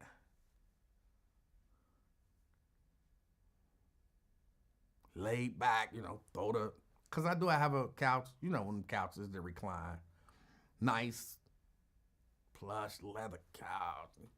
I don't actually think it's real leather. Well, I'm not 100% sure, but I'm not sure it's real leather. But it feels good. Kick back, relaxing. Some food. Maybe some cake. I had some peach cobbler last night that was not delicious. You can't eat peach cobbler from everywhere. Everybody don't know how to make peach cobbler. This peach cobbler, it existed. It was not delicious. I mean, I ate it all because, it's peach cobbler. But it was not delicious. It was not delicious. I never get peach cobbler from there again. But somebody did tell me that there is a cobbler spot that makes good cobblers. Peach cobbler, apple cobbler, so on and so forth. Somebody did tell me there was a good cobbler spot. Yes, D. Mikey G. I think it's pleather. I really do think it's pleather. It's a nice quality pleather. It's a nice quality pleather. But I don't think it's a natural material. I'm pretty sure it's a man-made material. But they did a good job on it. It's comfortable. It's comfortable.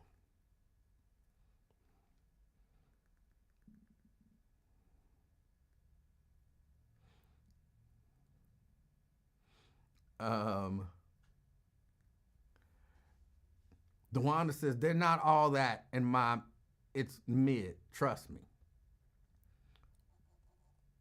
I want to try it at least. But they said, is it in Oakley, somewhere in like the Rookwood area? He didn't tell me what it was. You just changed positions about going live tonight. I did not change positions. My position has been the same the entire time from the time it was first brought up. I don't think I am, but I might. Not 100% sure what I'll do. That's been my position the whole time.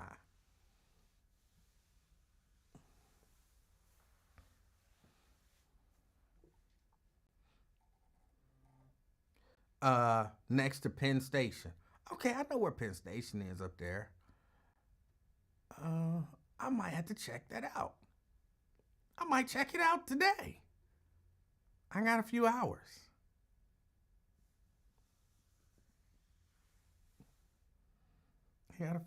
So I might go check it out. You say it's mid, but we'll see. I'll be the judge of that for me. I'll be the judge of that for me. Mike says maturity is also a prerequisite for effective communication. I think that might be true. Jerica. Hey, so did I miss you confirming if you're going to come on tonight or not? I can neither confirm nor deny because I'm not sure what I'm going to do. Oh, I thought I might have missed it. What about, are you going to meet Twin at the Kroger for your Friends to Blow Your Mind? I would not be meeting any men anywhere to blow my mind. I was like, maybe he should rethink that comment. Maybe he should have come back and like, you know what, let me rephrase that. Because that sounded a little bit, dare I say, very like he propositioned you in a sense, right? Like you do realize I'm married, and then he comes back like, Jerica, I will eat your ass, and I was like, oh, pump your brakes, I don't do that. So yeah, I mean, he's just throwing it all out there today. I guess he's just a very giving person, maybe, in his frustration. But yeah, I declined. So I was like, hopefully you don't show up because I don't know who he has lined up there or what the deal is. I don't know. But yeah, so I just wanted to see if you were going to show up for that event. When did he tell you? It was in the comments. I had made some comment, and I was like, yeah, I don't really deal with, black men or something. I've never heard a black man proposition another black man to blow his mind behind a Kroger. And then he was like, I will eat your ass up. And I was like, no, I don't want that either, sir. I don't need that. And then he said something about Monica Lewinsky and pray for the guy at Kroger. And I was like, so maybe you had something to do with him having to resign from Kroger. And love is love, so no judgment here. But yeah, I was like, this salad down. That's horrible. So I didn't know what was happening. So I just wanted to, as a friend, kind of check in with you so we kind of know your location just in case anything goes awry. But no, I am not going to get my mind blown. Okay. I mean, I've already pissed it off enough, so I mean, I might as well just top it off since he's, giving out things and offers. But yeah, so other than that, everything good with you? Other than that, everything is good. That's a terrible threat. Is that really a threat? He said it. I don't know. That's what I'm saying. I don't know what it meant. If somebody threatened to eat your ass is a threat. Right. That's what I'm saying. I don't know. I don't know. So that's why I just said I'll just pass. Because, I mean, that covers all gamuts, right? So I should be good. As long as I don't show up or meet up or anything like that, I should be good. That's why I said I just pass. I don't know if it was like a legit eat your ass. I don't know.